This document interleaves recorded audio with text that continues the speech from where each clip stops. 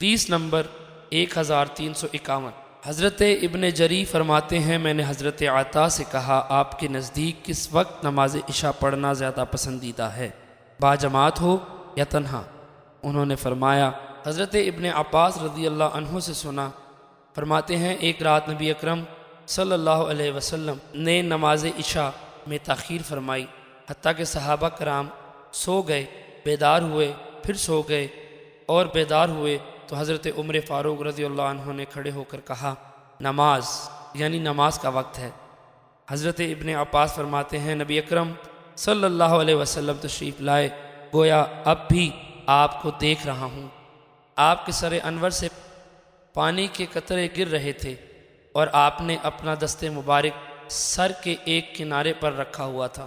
آپ نے فرمایا اگر میں اپنی امت پر گراں نہ سمجھتا تو ان کو اس طرح تاخیر سے نماز پڑھنے کا حکم دیتا۔ فرماتے ہیں میں نے حضرت عطا رضی اللہ عنہ سے دریافت کیا کہ کیا نبی اکرم صلی اللہ علیہ وسلم نے سر انور پر ہاتھ کس طرح رکھا ہوا تھا؟ وہ مجھے اس طرح بتائیں جس طرح حضرت ابن عباس رضی اللہ عنہ نے ان کو بتایا تھا۔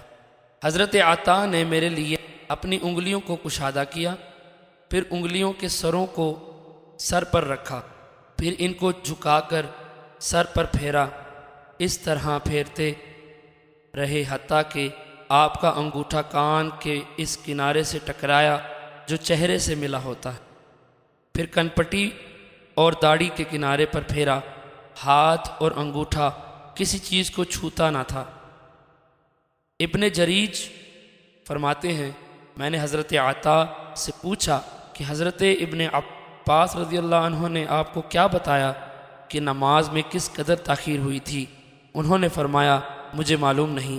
حضرت عطا فرماتے ہیں مجھے یہ بات زیادہ پسند ہے کہ میں باجماعت نماز پڑھوں یا اکیلا پڑھوں، لیکن اسے تاخیر سے پڑھوں جس طرح حضور علیہ السلام نے اس رات تاخیر سے پڑھی۔